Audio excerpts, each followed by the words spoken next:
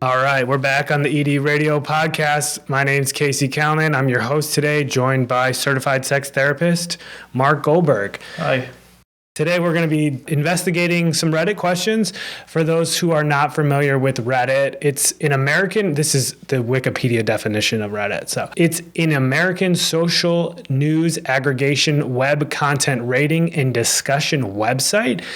Registered members on Reddit, and believe me, you don't have to qualify very much to become a registered member on Reddit. You just sign up. So registered members submit content to the site such as links, text posts, images, video, and then they are either voted up or voted down by the members. So if a piece of content gets very viral, it'll get voted up all the way by millions of people. So just a quick note, some of these questions and comments have been condensed and shortened for the purposes of this podcast, but these are real questions that we've pulled off the Erectile Dysfunction subreddit, where users post their questions in hopes that people will respond who are educated on the topic on the forum. And today we have a certified sex therapist who's going to be reacting and answering some of these questions that I went ahead and pulled off Reddit. So Casey, before we get to the questions, I want to just jump in here. Yes. And say, so I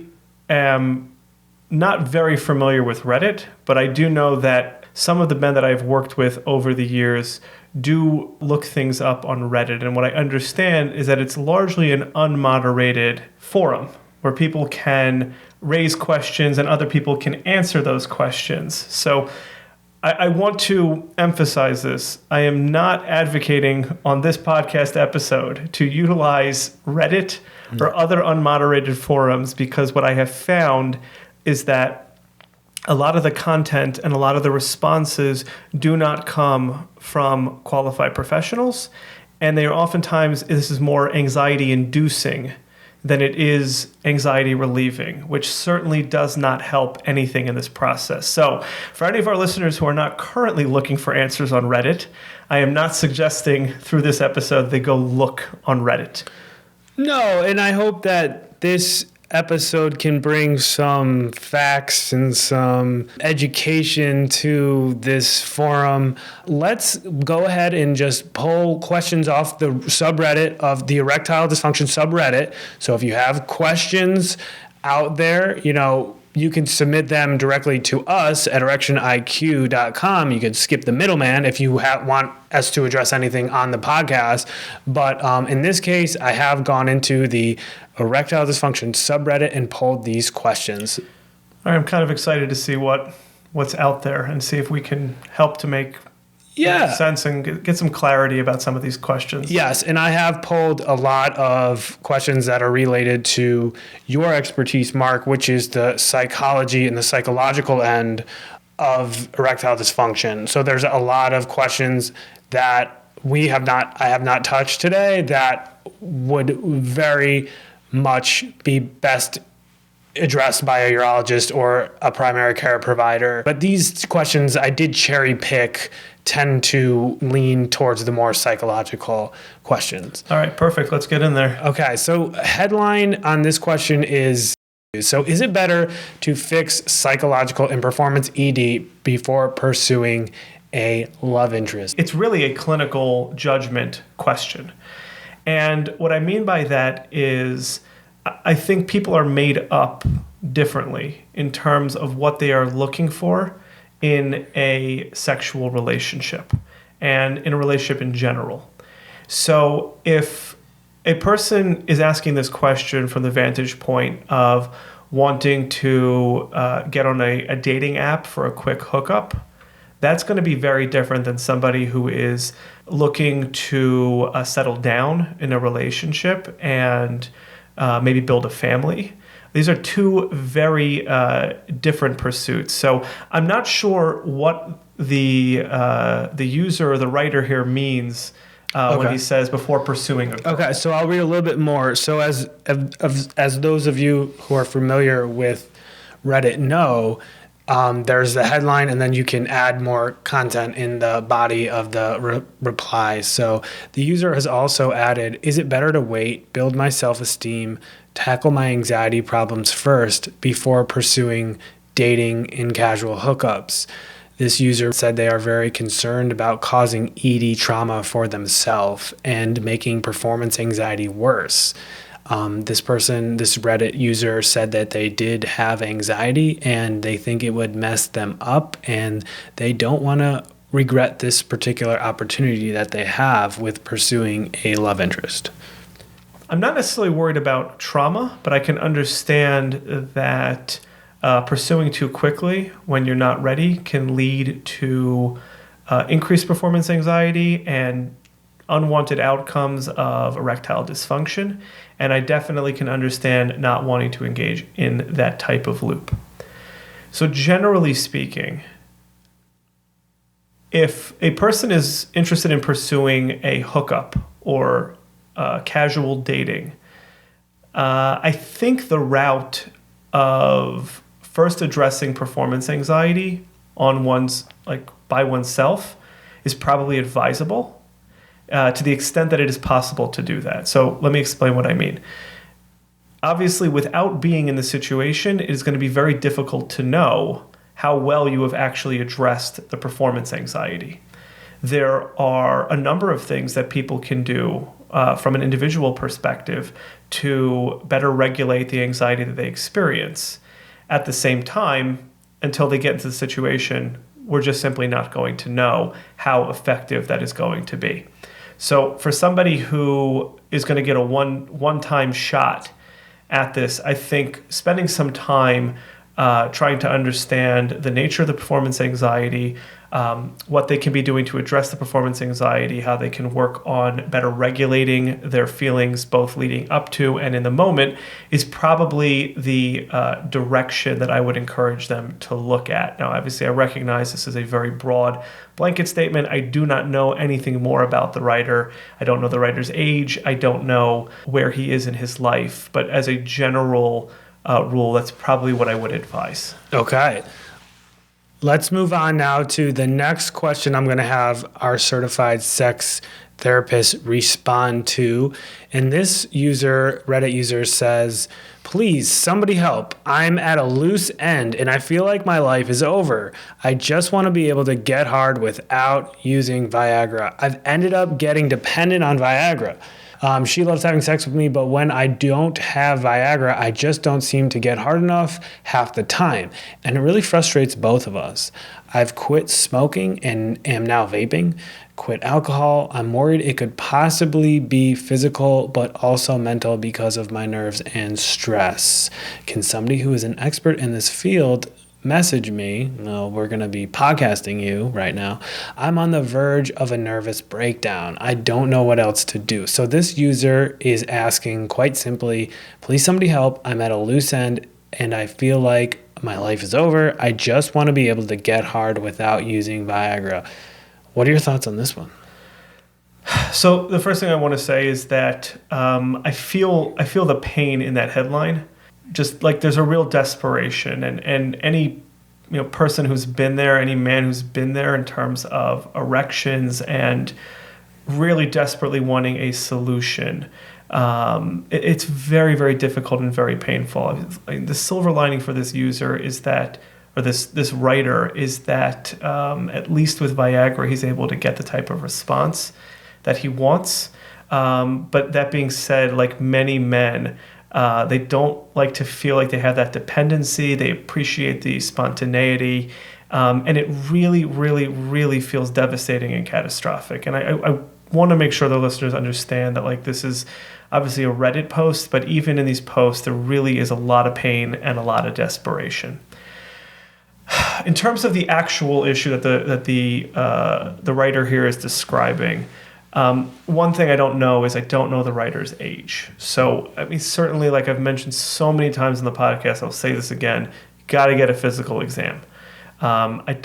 Doesn't really matter how old you are. Obviously, the younger you are, the less likely that there's physical elements involved here. But certainly, I don't know the user's age. You got to go for a proper workup. That's number one. But let's just assume for a moment that this writer is found to be in pretty good health. The question then is somebody who is dependent on Viagra psychologically, but doesn't really need it physiologically. What can they do? So one of the things that jumps out to me about the post is, again, there's a hint here, or more than a hint, of a performance focus. When a writer puts that, on paper, I believe that the words were, "She loves having sex with me, but if I don't have Viagra, I just don't get hard enough." I mean, so much about this is really about the partner. I want to be really curious about what the quality of this relationship is. What does communication look like? Is the writer correctly assessing what is and is not important to the partner? Is there any flexibility in this relationship to be able to accommodate some of the process that would be necessary to help this user wean off of the Viagra? One of the challenges that I see with this is, as long as this writer is really focused on delivering an end product to his partner, but is not engaging with, well, it's certainly a female, is not engaging with his female partner in communication around this, it does become a little bit of an entrapped process where you feel very, very psychologically comfortable with the Viagra, but enter into like really what could be performance anxiety, almost like sounds like a panic here when he doesn't have the Viagra with him. And I think engaging the partner around that process would be a necessary step. In terms of the particulars, again, I do believe that there probably is an underlying performance anxiety here. Obviously, there's concern about not having an erection. Obviously, there's a focus on the importance of the erection in the sexual process, but I don't have enough information here to go anywhere beyond that, aside from that there are ways to help people address this type of performance anxiety, maintain the same calm feeling. If it's a psychological dependence on Viagra, there are ways to create a similar psychological tranquility and lack of anxiety, even without the medication. So, yeah, and this person should be bringing this to the attention of the prescriber who prescribed them the Viagra in the first place, right? Absolutely. I mean, this certainly should go back to the prescriber, and again, a full, proper workup should be done. I also recognize that there is a fair amount of men out there who do obtain medication through sources that are not able to do a full workup. Certainly in the throes of a pandemic, it's challenging for many people to be seen in person. Given the distress that this writer is writing and not knowing his age, I think it's certainly worthwhile to go in for a proper workup and an in-person visit if that has not been done. Now let's move along to the next question. The headline here is possible erectile dysfunction, ? And this Reddit user writes, I am very worried. Let's start by saying this. I'm 22 years old. I don't have any diseases. The only thing is that I'm quite sedentary, and in this period, I'm super stressed. I'm assuming that's related to the pandemic. I've noticed that in this past week, I tend to lose my erection quite easily. The problem started right when my stress emerged. Should I wait to see if this problem goes away? This is a great question. 22 years old, very young. 22 years old. So we're going to make the assumption right now that the 22-year-old does not have any major underlying physical conditions, which he himself has indicated.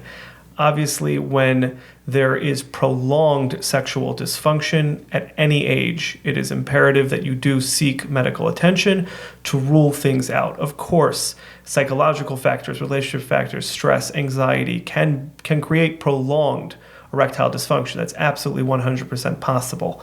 However, it would not be okay to assume that and to not rule that out. That being said, it sounds like this writer has had manifestations of erectile unreliability. It's even hard to call this a dysfunction over the period of a week, and he's also aware that he is super stressed. So first and foremost, I appreciate this writer saying, should I wait to see if the problem goes away? If you can remain calm and you're not going to spend your time checking that things are working and creating all sorts of stories and narratives inside of your head, I think that would be a great first step, is to wait until the stress passes. There is a high probability that the stress that you are experiencing, without knowing the nature of it, there's a high probability that stress is impacting the erection process. It also sounds like from the post that this user can gain an erection, but he loses the erection at some point in. I'd be curious about what is going on in this user's mind. Is he distracted? Is he stressed? What is he doing during this time? Is he physically stimulating himself? Is he engaging in some form of visual stimulation at the time? Or is he just noticing that while he used to maintain an erection without any touch or any particular stimulation, that isn't lasting as long, which may just be part of a natural process. So there certainly is some missing information. I think generally speaking, it is a good sign that he's able to gain an erection. And when he says, I lose my erection quite easily, we need more information about what that means, how quick that is, and I would, if I was working with him directly, I'd like to track what is happening on his mind. But as a general response, I would say, wait to see if the problem goes away in tandem with what hopefully will be decreased stress. Correct. And of course, as you do with all men encountering erectile dysfunction, you would recommend a urologist visit or a primary care provider visit as well? So I wouldn't rush in this situation. Like I said, there are a lot of situations in life that can create temporary ED. Interesting. At 22, I would be, again, I don't know what exactly the cutoff would be. I'm not sure if a 22-year-old needs to rush out and immediately schedule with a urologist, given how challenging it is in many areas to get that initial appointment. There's a high probability that this will actually self-resolve before he ever gets to the appointment. Give it some more time. Yeah. See if it's a chronic issue. That's what I would recommend, again, barring any known physical issues. If this is an anxious person at 22, they want to talk with a doctor, I would not discourage them from doing that.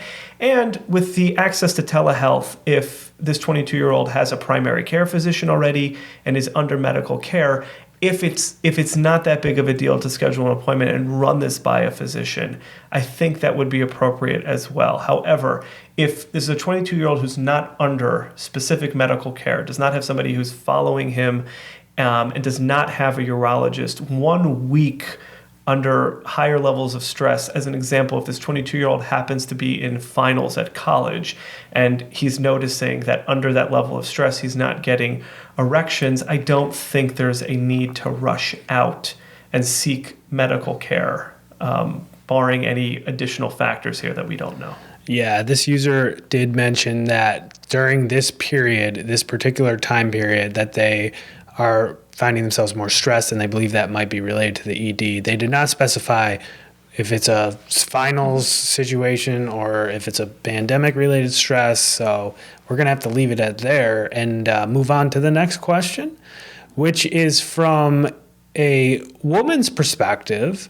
So I'm really excited that we can actually answer a woman's question, because it feels like with this topic, it's so focused on male sexual health. I'm really curious to see where this goes, because I know that partners respond and react and take so many different angles here. So whatever is presented here, I'm sure is only going to be one of a multitude of potential manifestations of how a partner can react. I'm curious to see what stance this partner takes. So the headline with this question, this Reddit question, the Reddit user says, "My boyfriend's ED, and what can I do?"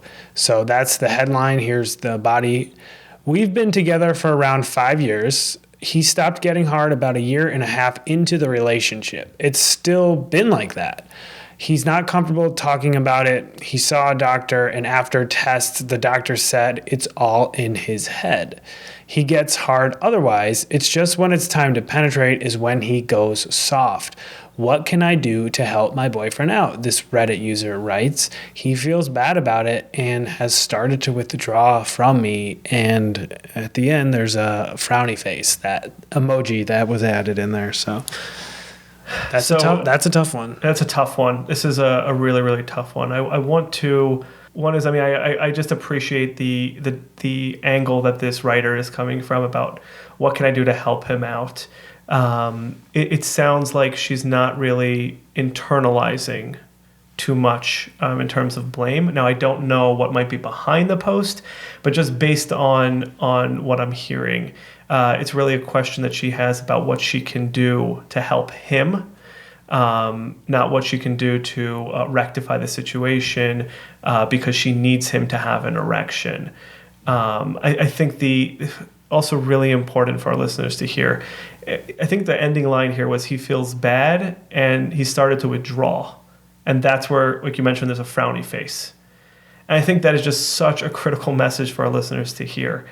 So often it is the way that men react to the erectile dysfunction that has the most devastating impact on the relationship, and far less the actual loss of erection or the actual challenge with erections. And it sounds like this writer is having that type of experience.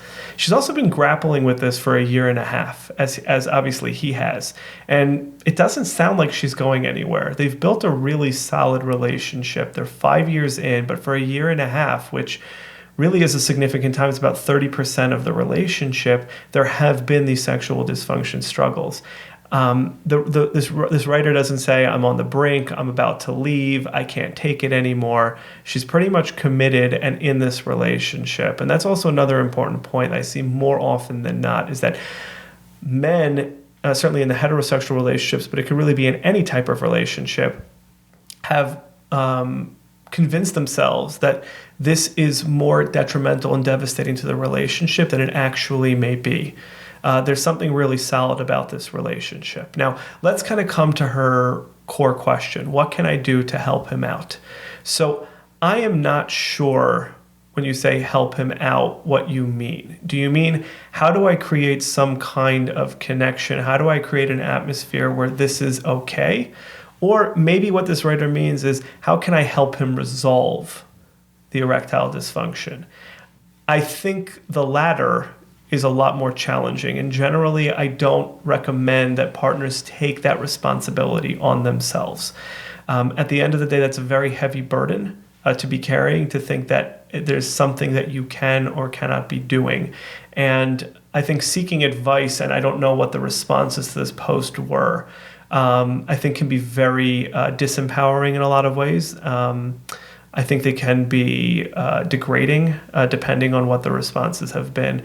So I don't think that it is the partner's responsibility in this instance, given just, again, the general stance here, to try to figure out how to resolve the actual ED. Mm-hmm. I'm imagining, though, for a moment that when she says, what can I do to help him out, I'm hoping maybe, or I'm imagining that the intention of that question is, what can I do to like let him be okay with this, or let him know that it's not as big of a deal as he thinks. And, in those instances, it is challenging. I want to acknowledge that. Again, like I've mentioned on other episodes and whatnot, there's a lot that goes into the shame that a man experiences around erectile dysfunction. And I have seen very supportive partners just not be successful at being able to get this information across.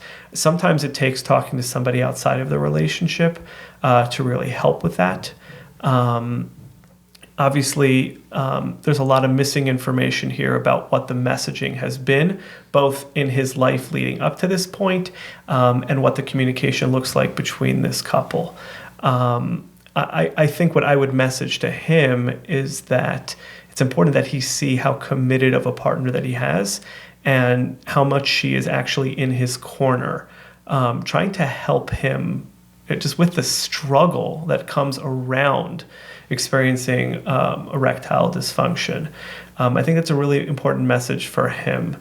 I think for her, I would recommend that she stick it out and try to do everything she can to let him know that this is okay, and encourage him to find somebody to speak to about this. I know it's a huge lift. It's really, really challenging for many men to reach out and actually bring this up. But this is so common, and it's going to impact so many men, such a high percentage over the years, that the quicker a man can actually reach out for help, and I know he's already a year and a half in, but the quicker they can reach out for help, usually the quicker they can resolve these things.